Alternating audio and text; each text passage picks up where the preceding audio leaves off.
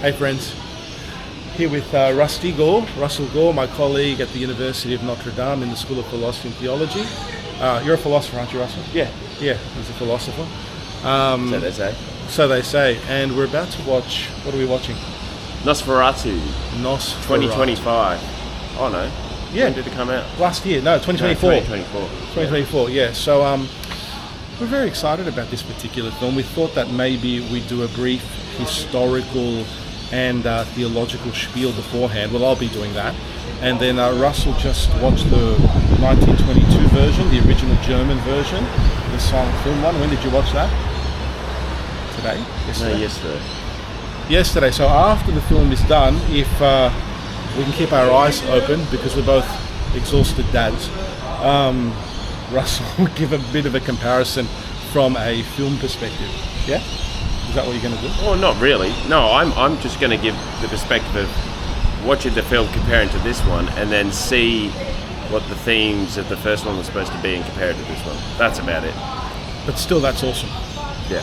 For us and for you, hopefully.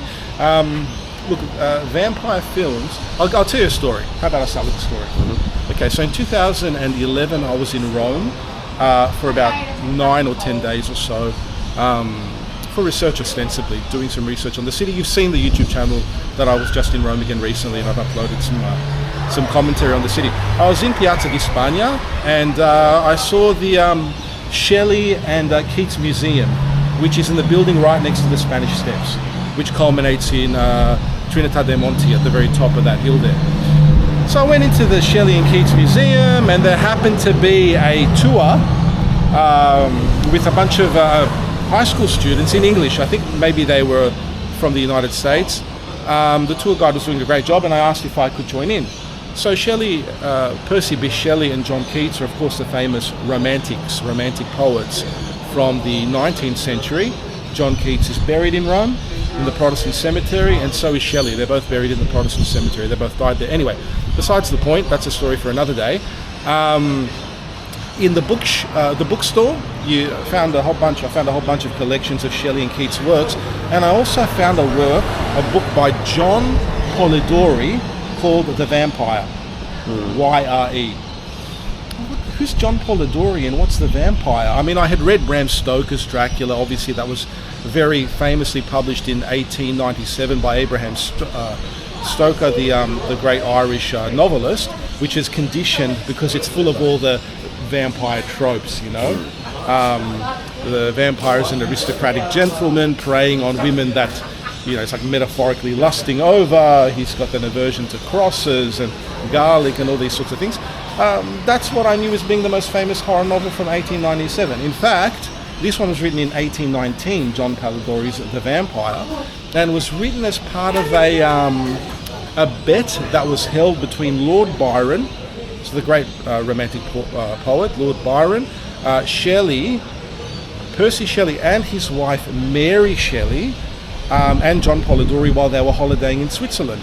The bet that Lord Byron made to his group of friends was, let's see who can write the best ghost story in one night. John Polidori wrote The Vampire, and Mary Shelley wrote... Nosferatu. No. What? Mary Shelley, Frankenstein. Oh, I didn't know that. Oh, well, there you go. She did. She wrote Frankenstein. Okay, okay. Mary Shelley wrote Frankenstein in the 1820s. Her husband, Percy Bysshe Shelley, famous for Ozymandias and all these other great poems, was dead. He died off the coast of Italy. John Keats before that, so on and so forth. So that, apparently, John Polidori's book is the first depiction of the vampire as an aristocratic gentleman account who causes terror to a young woman and also the people that he encounters. Let's try to get away from the traffic. So that was my first encounter with it. In the mid 19th century, we're trying to, Mario Baghos. Yeah. In the mid 19th century, a few more books were written that capitalized on this kind of trope of the vampire as a seductive predator. And by the late 20th century, you get Bram Stoker's Dracula, right? But if you look at the history of vampire lore and vampire mythology, nothing could be further from this characterization. In fact, what you get in some of the, let's say, if you trace it back to ancient pagan sources about entities, gods and goddesses that prey on the living and drink their blood and so on and so forth, you have the goddess Hecate's daughter in Greek mythology who preys on the living in such a way. You have Mesopotamian goddesses, you have Egyptian goddesses like Sekhmet and others that do these sorts of things. But the vampire mythology from a kind of superstitious or folklore point of view emerges in Central, Eastern and Western Europe in the Middle Ages and later. And by the time you get to the 17th century, it's rife in the Balkans, in places like countries like Romania, countries like Albania, countries like Greece and so on and so forth, in Hungary and various other places. Okay, in Greek, the vampire is known as the vrikolaka.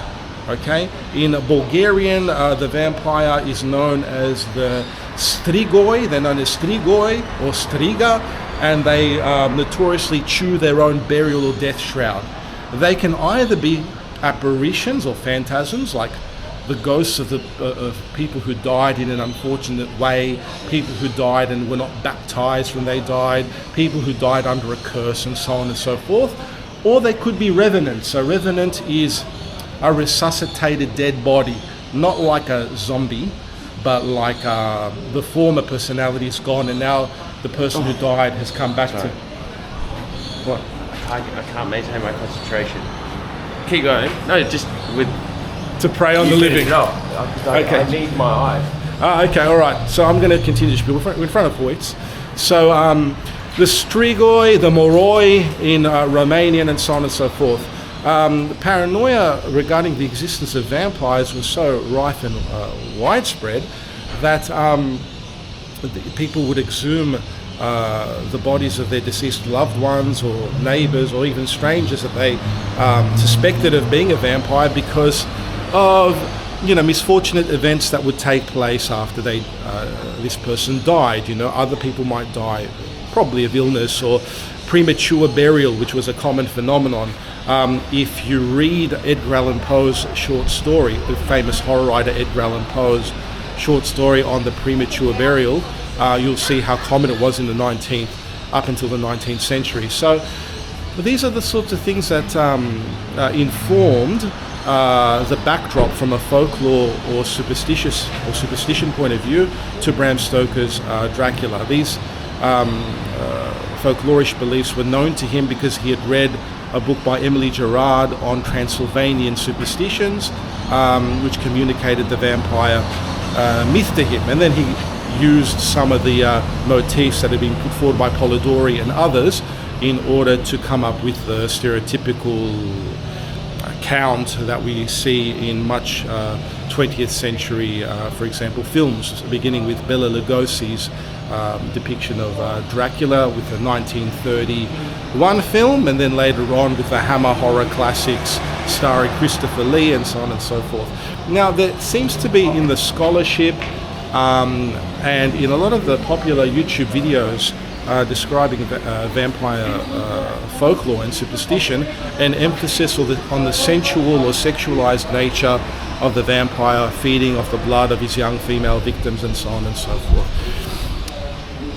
That seems to be a stereotype popularized by Bram Stoker and others in the 19th century.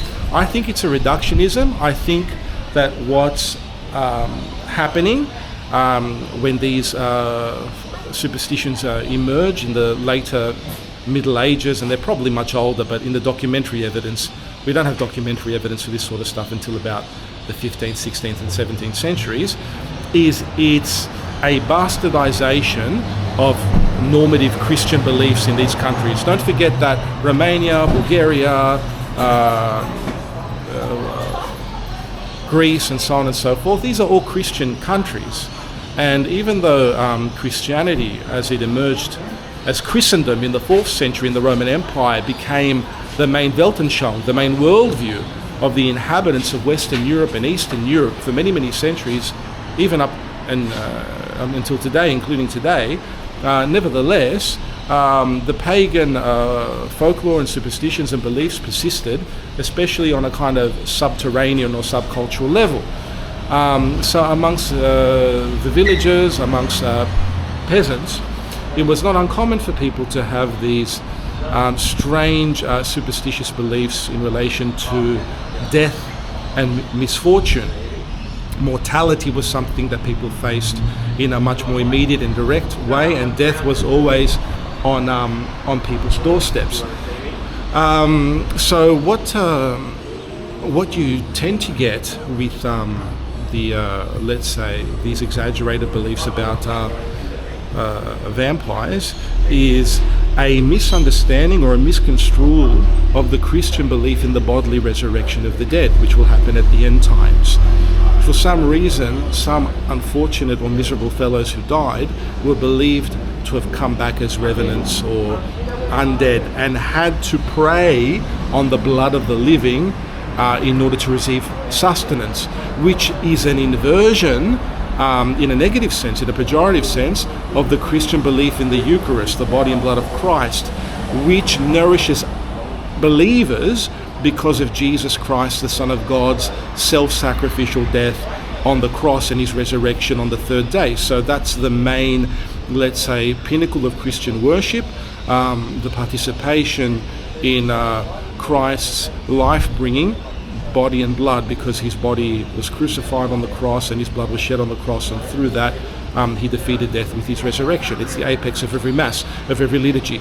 This is inverted and bastardized when you depict the undead preying on the blood of the living for their sustenance, of course the lifeblood being important for our very lives. And so this is a bit of a historical and theological spiel.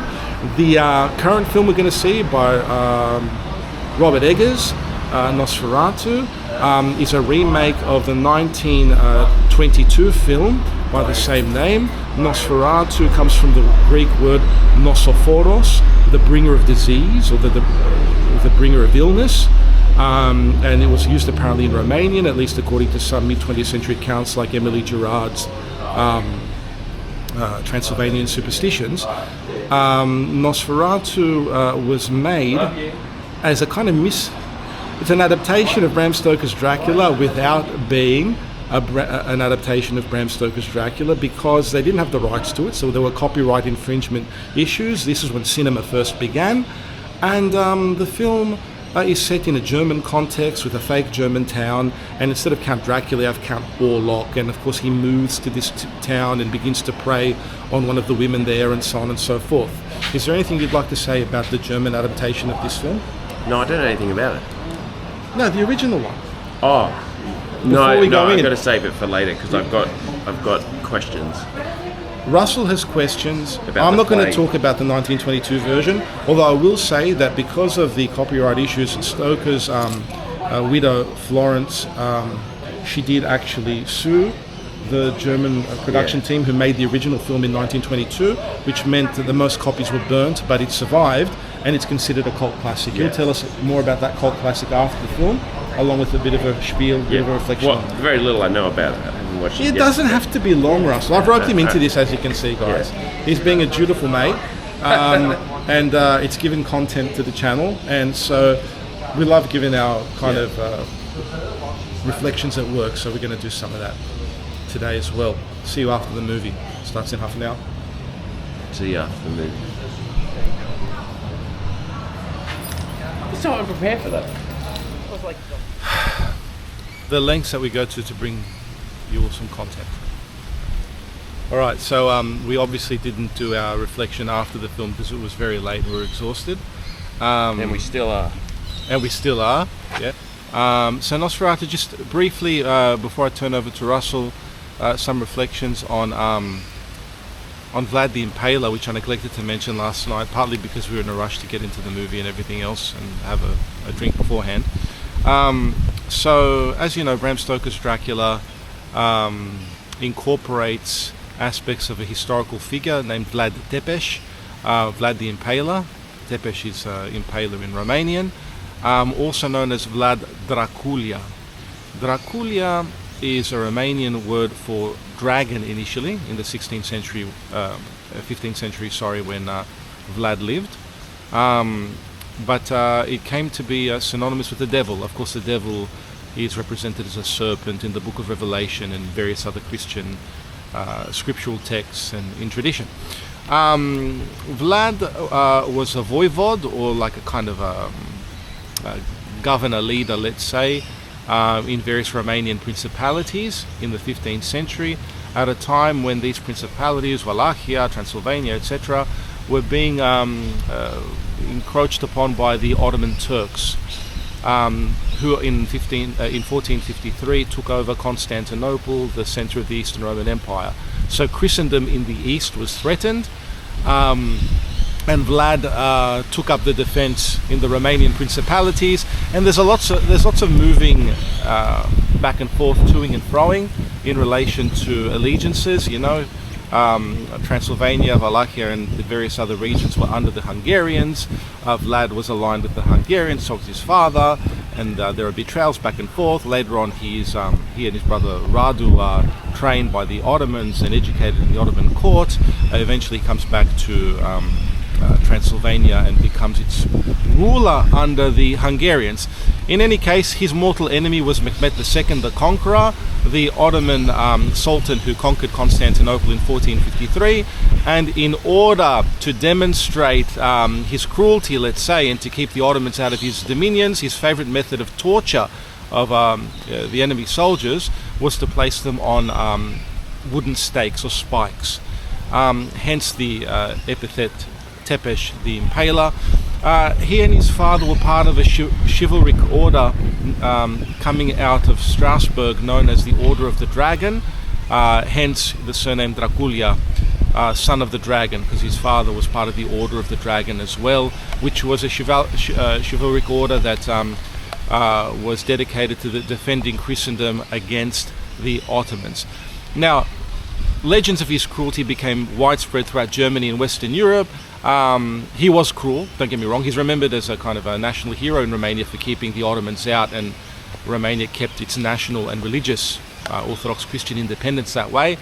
There could be some exaggeration in relation to the sources, especially coming out of the West, that depict him as worse than he already, like, let's say, was from a certain point of view, and so on and so forth.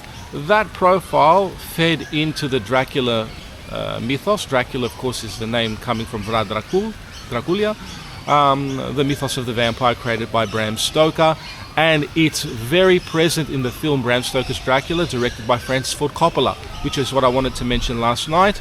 Perhaps, and I still think is, even after watching Nosferatu, I think Bram Stoker's Dracula by Coppola, in spite of the wooden performance of Keanu Reeves as Jonathan Harker, I guess Winona Ryder was okay as Mina Harker. Definitely Van Helsing, portrayed by Anthony Hopkins, was brilliant, and Gary Oldman as Dracula, they were phenomenal.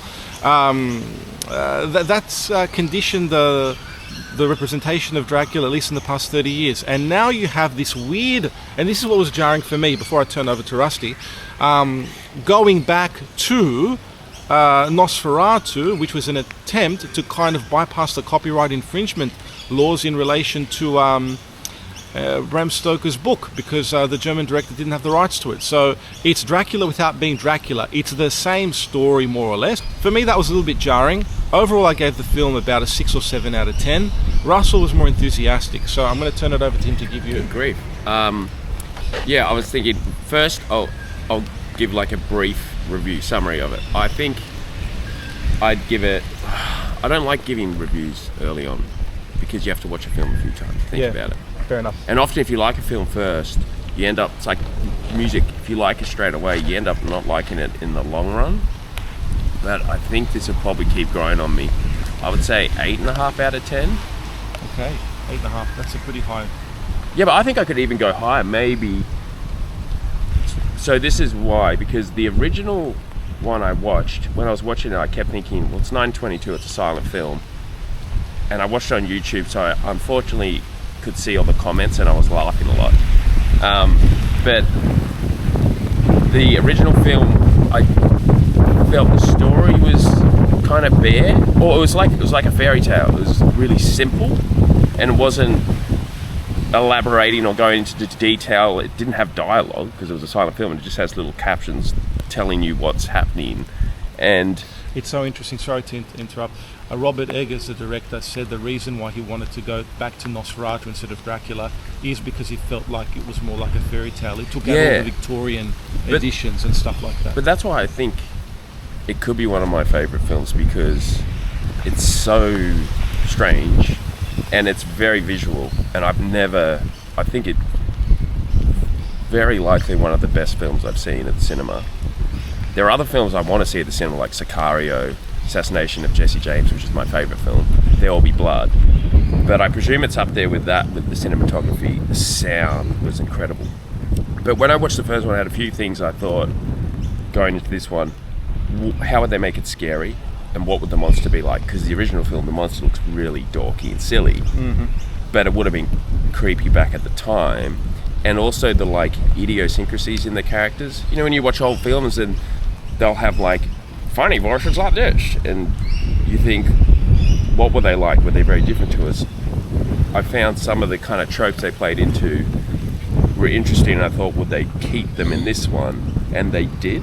Like this, the fidelity of this film to the last one was very close, very faithful. Yeah. But somehow better. It was really epic, it was really dark, really creepy. And they added jump scares, which I was wondering they would do. We went there, we were very tired. Russell jumped about 4 or 5 times. And one of them because he made me jump. Yeah. It's a stupid joke. Mate, I don't know what's up with you, man. The film, it's just a movie. Yeah, it was annoying. It was annoying because I hate it because you know it's coming, and it still made me jump.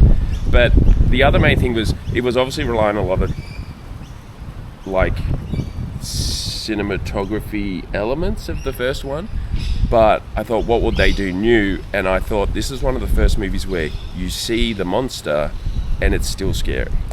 Like he was hideous. He was hideous, yeah. And the more detail you got from him, it wasn't like, oh, it's CGI or it's kind of wears off. It was just a terrifying creature. The last 2 points I would make is, they're more questions actually.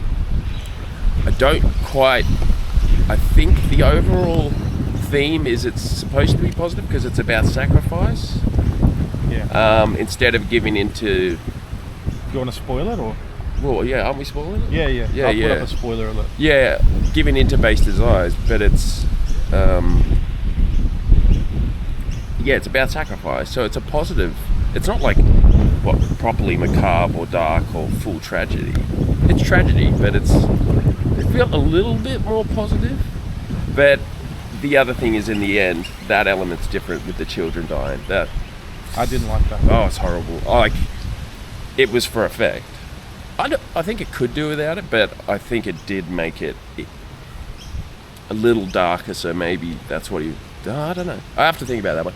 The other thing is, I still don't know what the main... is this film about the plague? That's what I got from the first one. I just thought this was like... You know when you hear Ring a Ring a Rosie? I can't actually quite remember, but you hear a fairy tale. Ring Around the Rosie, yeah, that's about the bubonic plague. Oh, is that about the plague as well? Oh, okay, there you go. A tissue will fall down, yeah, that's right. So I thought, is this just a metaphor for the plague? I have more questions of that, but that's about it. I think it's really good. The cinematography is great. The acting is superb. Everyone in it. Everyone was good. The casting as well. Yeah. And what's his name that does Thomas Hutter? I've forgotten his name. I don't know what it is. His face is perfect for the film. Which character was this? I don't remember. The main character, Thomas Nicholas Hutter. Holt? Yeah, Nicholas Holt. Nicholas Holt, Nicholas Holt was great. Just great. He was good. So that's Lily it. Rose Depp was good. 8.5, and I'll qualify it later with maybe a follow-up and see after watching the video a few more times. And I have to watch Dracula. You have to watch Bram Stoker's Dracula and see. I think it's a better film. But if not, I think it has the potential to go up there. It just might be because what could bring it down, even if it went down, would be that it's just not enough rich dialogue, if that makes sense. It's not a film, my favourite film was Assassination of Jesse James, which is the best dialogue of any film. That or There Will Be Blood. The dialogue It's so funny that you've got a important. definitive favourite film. I maybe have 5 or 6, but I wouldn't necessarily hone in on one? Well, I just know if I was going on an island and they're like, you have to take a film, I would not hesitate. Oh, really? Assassination Jesse James by the coward Robert Ford. Would not hesitate because it's got everything for me. Yeah, that's great. I lean towards fantasy too much. So it'd be like, Excalibur, or the Fellowship of the Ring, or the Dark Knight trilogy, or something like that. But I don't want to sleep on the island. yeah, well, that shows a difference in interest. Look, I think the fact that Or There Will Be Blood. That's it's a great one. It's Daniel Day-Lewis. and good dialogue. And very good dialogue. Yeah, the dialogue was a bit. Look, what I think Cinematography and dialogue makes a perfect film. there was a lot of symmetrical, natural, and geometric cinematography with arches framed within arches. Oh, yeah. And The windows, and the yeah. Is it what is the film terminology? I know Foley is the sound where they heighten certain sounds. They did it perfectly, sounds of chains or doors opening. Yeah. And the other thing is the hues they use is really surreal and really creepy. And I know this from in Scandinavian Gothic dark metal film clips they play on this. It's absurdly grey and dark, and the film is just creepy. Creepy. It was properly creepy. Look, I think the self-sacrificial element that you pointed to with spoilers for anybody who's watching, Lily Rose Depp, her character sacrificing herself to keep the monster out until daylight so that he can perish, is good. I like the more heroic element in the way that both Dracula, the book, ends and the film ends. And the film Dracula is a narrativization of a story that's written as a series of epistolary correspondences and newspaper clippings. So the book, if anyone's read the book, they'll see that it's not a traditional narrative in the sense that it begins with a beginning and an ending. It's all first-hand accounts that are compiled together. It's pretty much like your first kind of, Blair Witch Project, that kind of found footage. Yeah. But in literary style. So that's what that's makes a good point. I didn't think of that. It does have that weird. Well, Dracula has that, the book, and the film Dracula. But this one, what I didn't particularly like, following on from my reflections yesterday about the fact that the vampire mythos amongst peasants in particular, in uneducated, let's say, parts of society, strata of society, not criticising them, it was just, that's where it was prevalent in the 1700s, right, in Eastern European countries, and I'm not criticising Eastern European countries, which are some of the best in the world, etc. I'm just trying to say, okay, that that mythos was a parody, whether subconscious or not, of the Christian Mass or liturgy that would take place constantly and would condition the rhythms of their lives. So that basically, on an uneducated kind of a level, they feared their shadow in a sense. This is before the age of the Enlightenment, so superstition was rife, along with traditional religiosity, which I wouldn't equate to superstition. But could I quickly interject? Yeah. So there was another thing that I want to look into was the original film.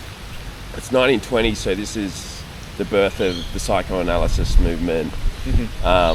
And I noticed that they talk about what's wrong with her, it must be her delirium, and I don't think they used the word hysteria in the original film. I have to go back and look, but they do in this one, and they lent a little bit more into where from the scientific revolution we've gotten past the nonsense of alchemy and superstition and that. Yeah. So I don't know what. It's more subtle in the 1922 film, and there's another thing as well where the professor talks a lot about the horror of nature. Shows the Venus flytrap eating the fly, and so there seems to be some meaning there behind the scientific revolution and how we took all the supernatural out of nature, and I don't know if it's trying to bring it back in. Knowing that the original guy was into the occult makes it interesting. The German director, On that note, I might need to go because I'm getting drenched. Okay, but very quickly, don't leave straight away because these are the final reflections based on this stuff that you just mentioned. Yeah, the German director who made the original film is that, and also the new director has said that he wanted to make it about female empowerment through focusing on Lily Rose Depp's character, which is why he chose the Nosferatu film, not Dracula. Dracula ends with the heroes Van Helsing, Jonathan Harker, etc., going to the castle and defeating the vampire.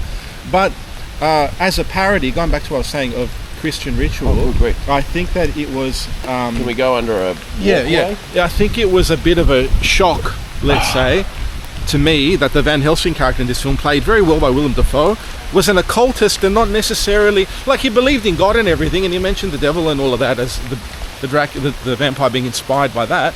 But What does it mean to be an occultist? Like esoteric or stuff. you practice it? Esoteric stuff. Well, he practiced it a bit in the film. They showed some of that.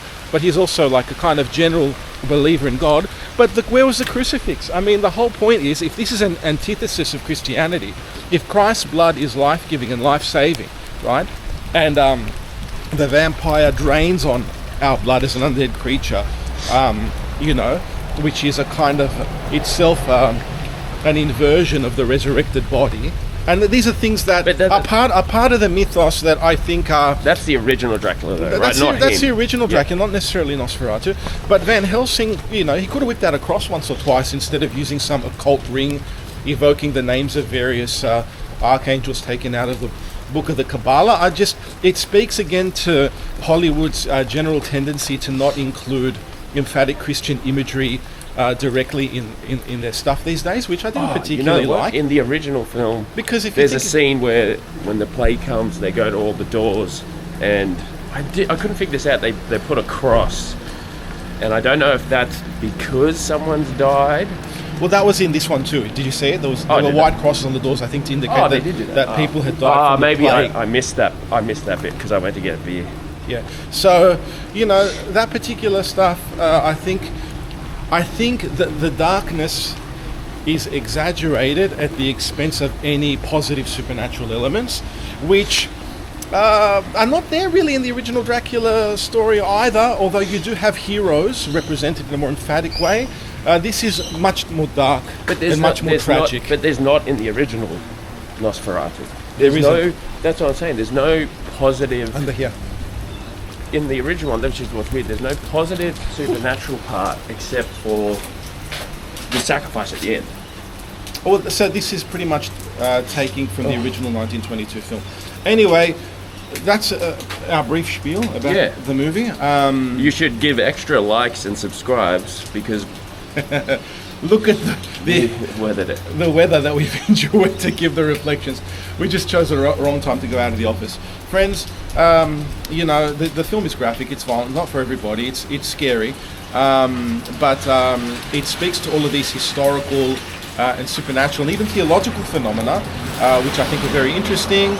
I like it when these sorts of films show a bit more hope. So I like the fact that light can vanquish darkness, that good can vanquish evil, that God is one in the end. That's something I look for. I think that's implied in some horror films. In this one, the agency is given to self-sacrifice, which is itself a Christian thing, and that's a good thing. But yeah, go and see it for yourself if you're interested. Yeah, but I think it's the same even for someone that's not religious like me, is that I liked that it wasn't totally depressing at the end. Because it was getting way too depressing. It was getting... And then I was like, you need a redeeming element. Yeah, you need something good to come out of it, otherwise, I don't know, just depressing. It'd be too dark. It'd be Yeah. When I was young, I used to think that I like a film that's going to end really dark, and then you see one, you're like, oh, that's terrible. As you get older, you're like, it's like, give us some light at the end of the light at the end of the tunnel. Great. Peace out, guys. Cheers.